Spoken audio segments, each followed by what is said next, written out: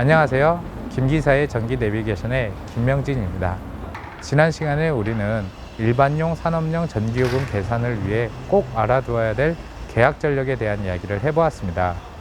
이번 시간에 우리는 전기 안전을 위한 가장 기본적인 장치인 접지에 대한 이야기를 해보겠습니다. 그럼 강의를 시작하도록 하겠습니다.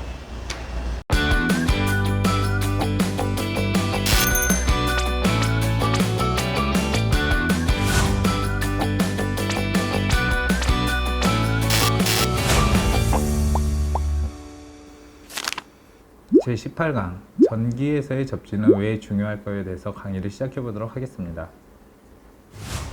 전기에서의 접지는 굉장히 중요합니다. 왜냐하면 전기는 안전하게 사용하는 것이 굉장히 중요한데, 이 접지라는 것은 바로 이 안전함을 위한 최소한의 장치이기 때문입니다. 접지는 한자 단어에서도 아시다시피 접, 어딘가에 접한다, 붙어있다, 뭐 이런 걸 얘기하죠. 지, 땅에, 즉 땅에 이렇게 붙이는 것, 땅에 접하게 하는 것을 말하고, 영어로는 보통 GND라고 쓰는데, 이 GND라는 것은 그라운딩의 약자입니다. 그라운드, 대지, 벌판 뭐 이런 걸 말하죠. 그리고 이거는 미국식 영어인데, 영국식 영어로는 우리가 흔히 지구라고 말하는 earth를 이렇게 사용합니다. 그러다 보니까 이 영국식 영어인 earth를 일본의 아스라고 하는 단어를 통해서 우리나라에 들어와서 기술자 분들 중에서는 접지를 그냥 아스라고 하는 경우도 많이 있습니다. 그런데 본래의 말은 접지가 맞습니다. 접지의 정의는 굉장히 간단합니다. 전기 회로나 전자제품을 대지와 같이 용량이 큰 곳에 도체를 통해 연결한다, 이건데, 여기서 용량이 크다는 것은 우리가 보이는 이 지구 표면, 대지 같은 것이 굉장히 큽니다. 항상 우리가 그런 얘기를 하잖아요. 우주에서의 사람은 먼지만 하다, 그런 만큼 이 지구도 작은 별이라고 하지만 실제로는 인간에 비해, 특히 이 전기 시설물에 비하면 굉장히 크기 때문에 그만큼 받아들일 수 있는 용량도 크다고 볼 수 있습니다. 바로 이곳에 전류가 흐를 수 있는 도체를 통해 연결한다. 간단하게 말씀드리면 전선을 그냥 땅에다가 박는 거라고 볼 수 있지요. 그런데 이렇게 접지를 사용하는 가장 큰 이유는 바로 전자제품에 있는 누설전류 때문입니다. 누설전류라는 것은 전자제품이 절연이 되어 있어도 사용 중에 사람이 느낄 정도의 미세한 전류가 약간씩 새는데, 이때 그 약간씩 새는 전류를 누설전류라고 말합니다. 대표적인 게, 전자제품 같은 거 뜯어보신 분들은 회로기판에 이렇게 납땜 같은 걸로 이렇게 연결이 되어 있는 게 있을 겁니다. 그리고 그것뿐만이 아니라 좀 큰 전기 설비 같은 경우에도 전선이 있으면은 접촉부, 우리가 말하는 충전부라 그러거든요. 이 접촉 부분 같은 경우에는 따로 피복으로 이렇게 감싸져 있는 게 아니라 그곳은 말 그대로 직접 전류가 흐르는 곳인데, 이곳 같은 것을 통해서 미세하게 전류가 새는 것을 바로 누설전류라고 합니다. 이 누설전류가 이렇게 모이다 보면은 결국에는 이제 사람이 철로된 이런 도체 소재의 어떤 외암 같은 걸 만지면은 따끔따끔거리고 찌릿찌릿하게 느껴지는 경우가 있는데, 이런 것이 바로 누설전류 때문에 일어나는 겁니다. 그래서 이런 누설전류를 모아서 땅이라고 하는 굉장히 용량 큰 곳으로 보내는 것이 바로 접지가 하는 일이라고 보시면 되겠습니다.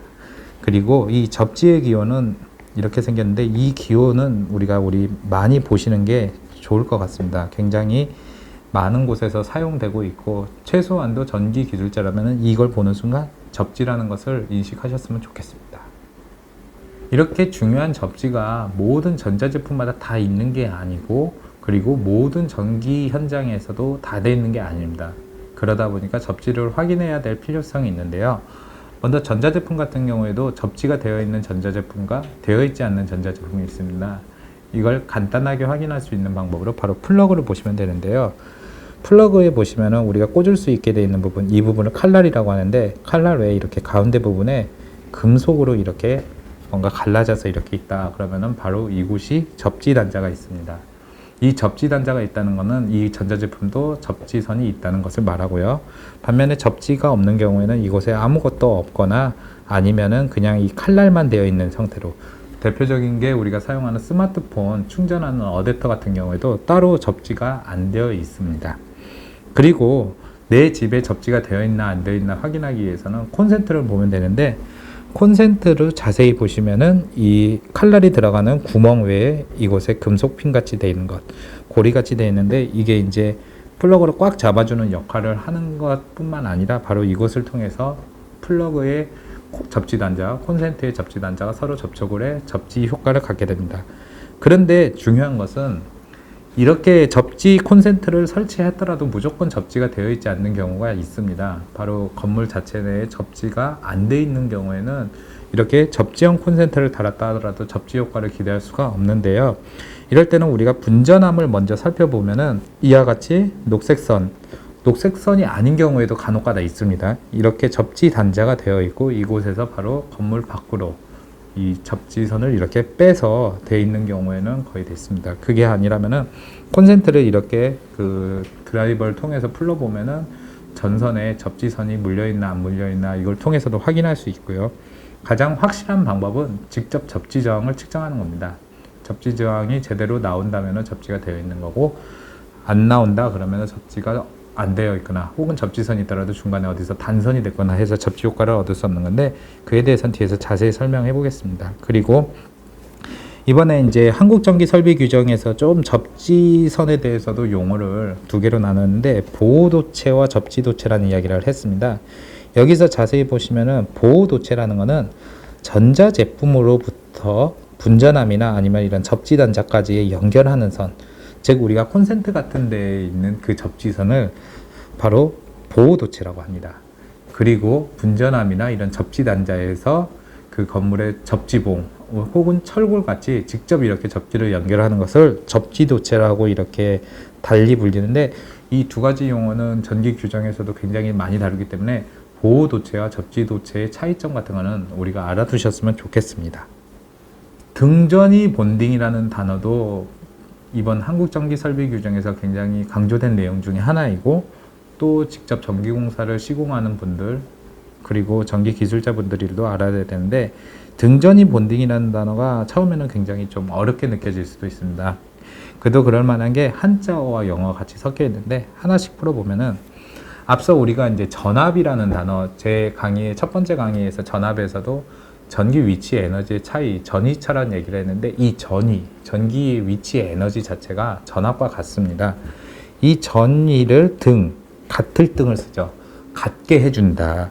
즉 전압을 같게 해주고, 본딩, 우리가 이제 뭔가 붙일 때 쓰는 접착제를 본드라고 하잖아요. 그 본드와 같이 뭔가 붙여지는 것, 즉 같은 전압을 위해서 뭔가 붙여주는 것이 바로 등전이 본딩이라고 합니다.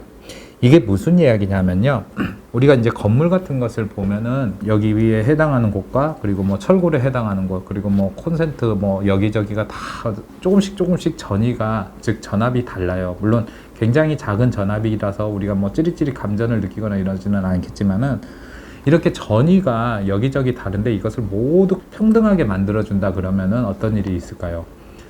전위가 있으니까 전류가 흐르는 건데, 그렇게 전류가 흐르는 현상이 없어지겠지요. 물도 높은 곳에서 낮은 곳으로 흐르는데 평평한 지명에서는 물이 흐르지 않는 것과 마찬가지로 전류 역시도 전위가 같다면 흐르지 않게 됩니다. 그래서 이 건물의 철골이나 아니면 콘센트 아니면 접지, 이 모든 것을 전부 다 똑같은 전위로 만들어주는 게 바로 등전이 본딩인데요. 여기에 이미지를 보시면 좀 이해하실 수가 있겠습니다. 여기 보면은 뭐 각종 이렇게 메탈, 즉 철로 된 소재의 파이프 같은 게 있으면은 이런 것과 그리고 이 분전함에 있는 접지 단자와 모든 것을 다 전기적으로 접속을 해야 됩니다. 여기서 이제 전기적으로 접속을 한다는 것은 전류가 원활하게 흐를 수 있게 직접 뭐 전선으로 연결하거나 아니면은 이 등전이 점퍼라고 하는 것을 이용해 갖고 연결을 하는 겁니다. 좀 다른 용어지만은 기계적인 접속이라는 용어도 종종 나오는데, 이거는 우리가 쉽게 말하면은 그 용접같이 어떤 물리적으로 접촉을 하는 것을 말하고요. 전기적인 접속은 이런 물리적인 접촉 외에 직접 전류가 흐를 수 있게, 즉 용접이 아니더라도 등전이 점퍼 같은 걸 이용해서 연결하거나 이런 방식으로 연결을 하는 것을 전기적인 접속이라 합니다. 그래서 건물 전체에 어떤 이 전류가 흐를 수 있는 곳에 모두 전위를 비슷하게 해서 최대한 전류가 흐르지 않게 하는 겁니다. 그렇다 해서 직접 전기를 사용하는 전선에다가는 등전이 본딩을 해서는 절대 안 되겠지요. 그래서 그 이제 지하 주차장 같은 데서 많이 볼 수 있는 그 전기 시설물 중에 그 케이블 트레이라고 있습니다. 위에 보면 이렇게 사다리 같이 되어 있는 건데, 여기에도 우리가 이제 그 등전이 본딩을 하는데 이때 바로 이용하는 것이 바로 이런 본딩 점퍼 이런 것을 연결을 해서 이런 누설 전류 같은 것을 최대한 흐르지 않게 억제하는 것을 합니다. 그래서 전기 공사를 할 때도 이런 것도 생각을 하셔가지고 하시는 것이 맞습니다. 접지선의 굵기를 산정하는 것, 이것도 그 한국 전기 설비 규정에 의해서 조금 바뀌게 되었습니다. 예전에는 좀 간단했습니다. 접지선의 굵기를 구할 때 단순하게 0.0496에다가 전격 전류라는 것을 곱하는 값에서 그 전선의 값을 산정했는데, 여기에서 말하는 그 전격 전류라는 게 분전압을 보시면은 여기 이제 가운데 가장 크게 있는 메인 차단기 있지 않습니까? 메인 차단기의 용량, 즉 전격 전류를 단순히 0.0496에서 곱한 값에서 그보다 이제 더 높은 값에 해당하는 전선의 규격을 선정하면 됐는데, 한국전기설비 규정에 의해서 이런 것이 바뀌게 되고 조금 복잡해지게 됐습니다.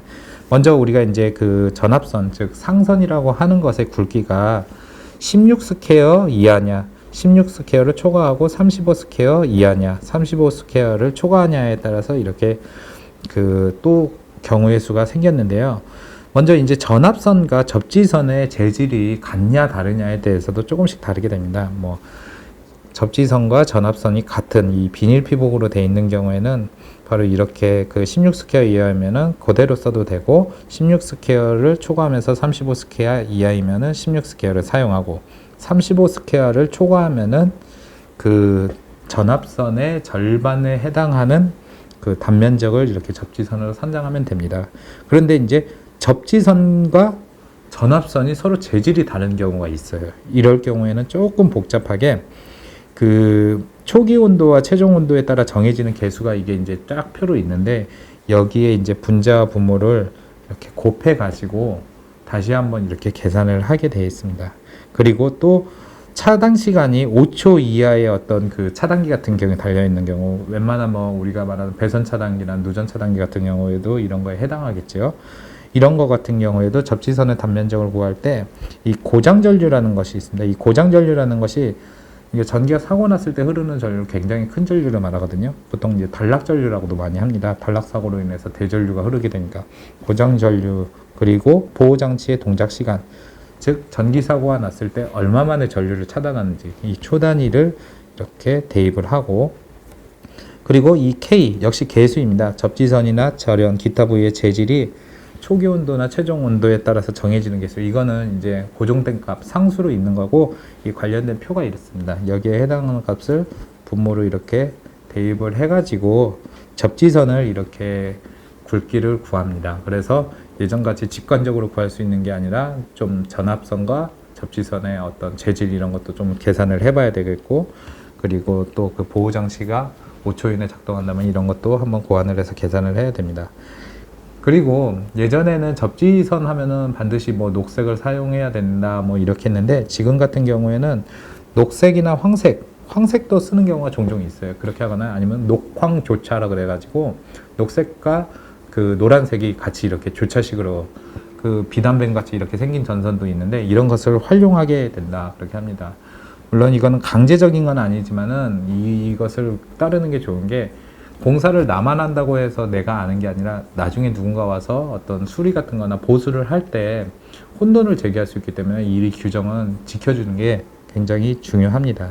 그리고 건물 내부의 접지선 같은 경우는 우리가 일반 그 콘센트 같은 거에서 많이 사용하는 IV 전선을 이용해서 접지선을 이렇게 해도 되지만은, 그 건물 밖으로 이렇게 접지를 뺀 아까 말씀드린 접지 도체 같은 경우에는 IV 전선이 아니라 GV 선이라고 있습니다. 역시 접지선이라고 하는데, 이 GV 전선의 특징은 굉장히 이게 피복이 두툼합니다.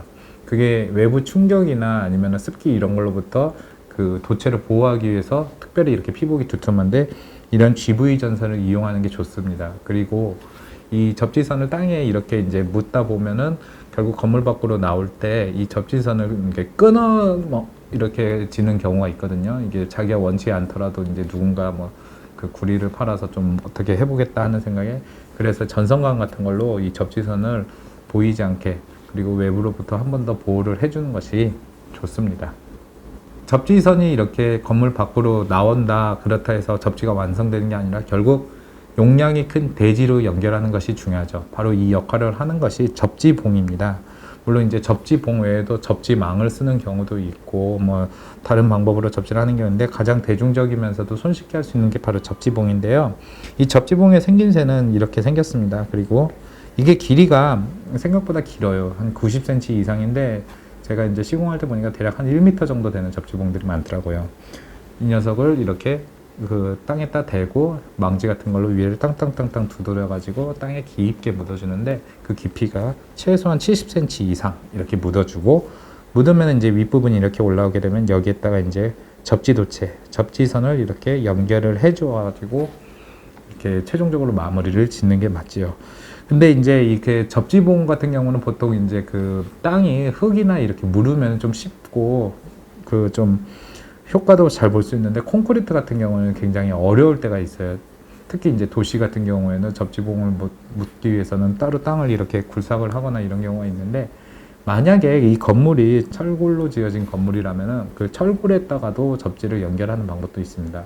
왜냐하면 그 건축물의 기초 공사를 할 때 철골 자체를 이미 지면에 딱 붙여가지고 그 자체로도 접지의 효과를 기대할 수 있거든요. 이런 것은 이제 일반 뭐 주택 같은 데라기보다는 굉장히 큰 건축물들, 빌딩 같은 데에서는 실제로 이런 식으로 접지를 하는 경우가 있고, 마찬가지로 이 철골 자체도 등전이 본딩을 해서 전체적으로 전압을 고르게 이렇게 만들어준 것도 필요합니다. 그리고 뭐 철골도 없고 그렇다 해서 땅도 이렇게 흙같이 무른 것도 아니라서 접지가 곤란한데, 이게 어느 부분만 특별히 접지를 해야겠다 싶으면은 이제 간이 접지 형식으로 인해서 수도관에 이렇게 연결하는 경우가 있습니다. 왜냐하면 이제 수도관이 철로 되어 있거나 이제 동파이프라면은 그 자체로도 누설전류를 흘려 보낼 수 있기 때문에 활용하고, 또 이 수도관 자체도 땅 속으로 이렇게 지나가지 않습니까?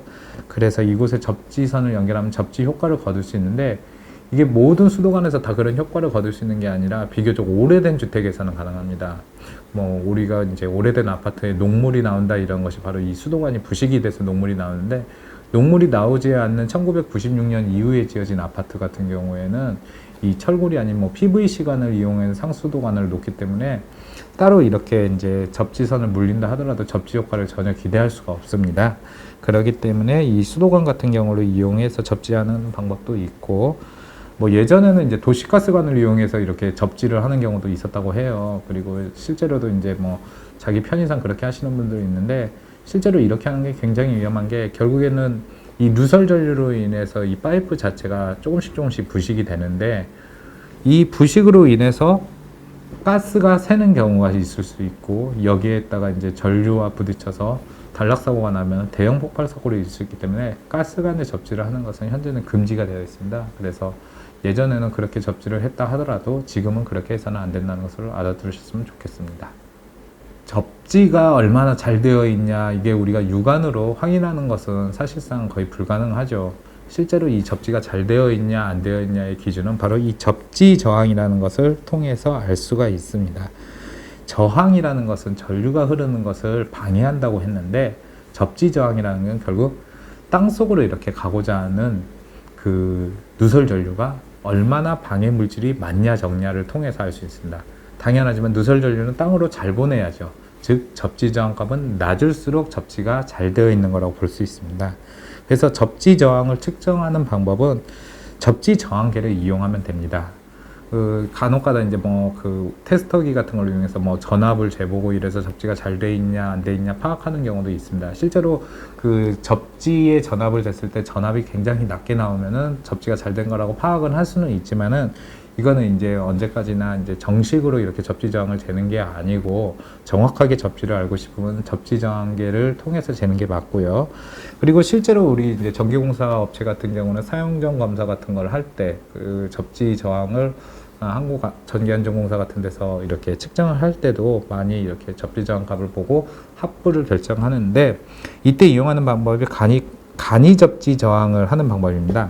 간이 접지라는 것은 원래 이제 정식대로 하는 게 아니라 이제 편의에 의해서 좀 빨리 하면서도 간단하고 그리고 쉽게 이렇게 결과를 알 수 있는 방법인데, 간단하게 이제 접지 저항계에서 그 어스 쪽에 해당하는 흑색 프로브를 접지 단자 쪽에다 연결을 하고, 그리고 적색 프로브를 중성선을 연결하는데 이때는 전류가 흐르는 상태, 즉 통전된 중성선에다가 이렇게 물려서 바로 접지저항을 측정하는 방법입니다. 그래서 예전에 같은 경우에는 우리가 일반 저압 같은 경우는 뭐 3종 접지라고 해가지고 100옴 이하면 합격, 그리고 특고압과 고압, 그리고 저압 중에서도 이제 뭐 굉장히 전기로부터 취약한 뭐 수영장 이런 데 같은 경우는 1종 접지 혹은 특3종이라 해갖고 15옴 이하 이런 규정이 있는데, 이거는 이제 한국전기설비 규정에서의 적용한 방법이 아니라 예전 그 일본에서 넘어온 종별 접지의 기준인 거고, 한국 전기설비 규정에 의하면 좀 더 복잡해졌습니다. 이에 대한 방법 같은 경우에는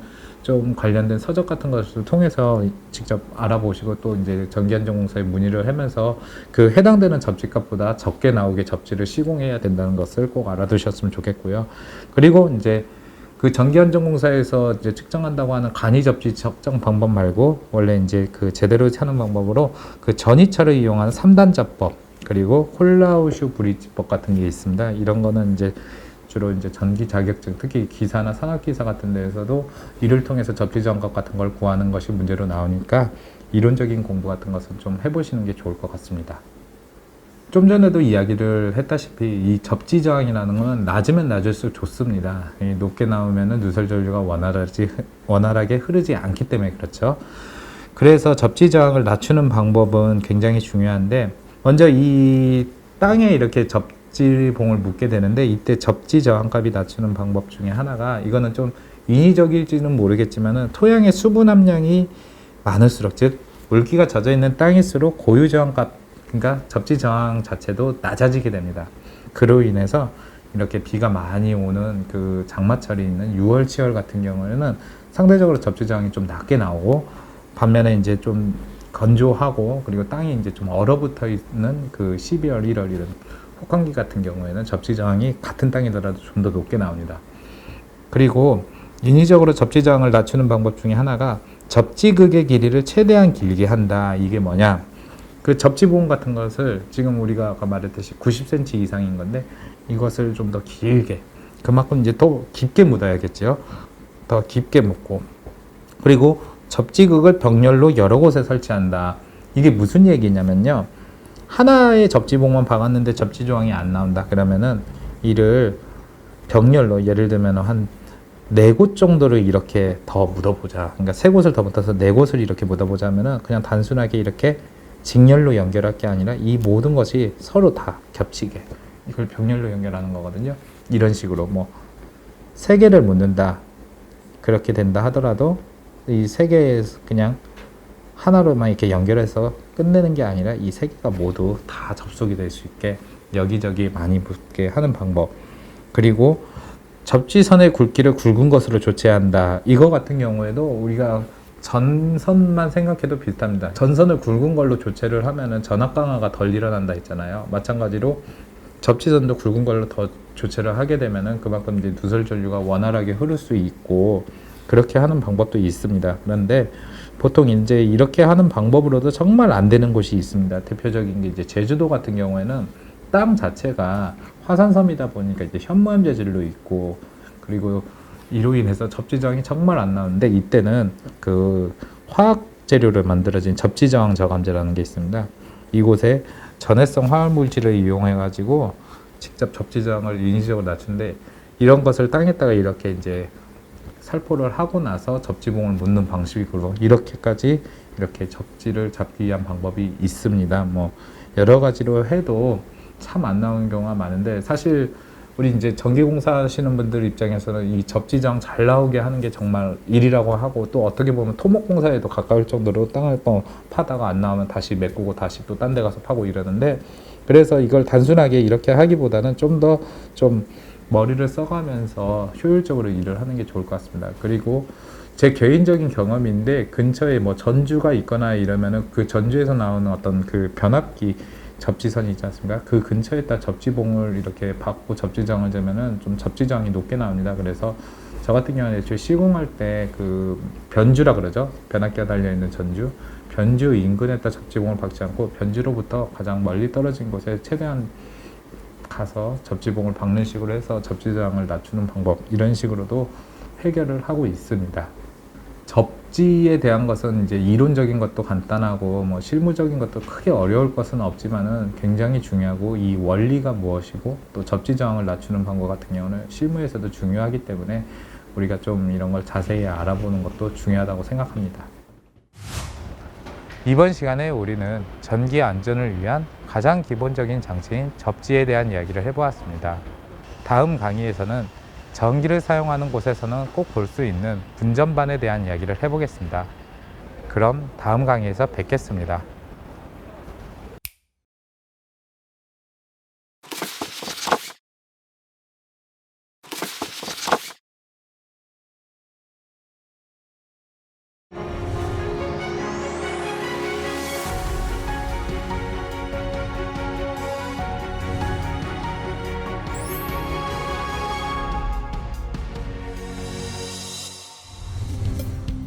(2022년도) 개관을 목표로 추진 중인 스마트 전기안전 AI센터는 국내 유일이자 최초의 전기공사 중심 안전체험관으로 전기기술자뿐만 아니라 특성화고 등 일반인들에게까지 전기안전의 인식을 제고할 수 있는 다양한 체험 프로그램을 제공하게 됩니다.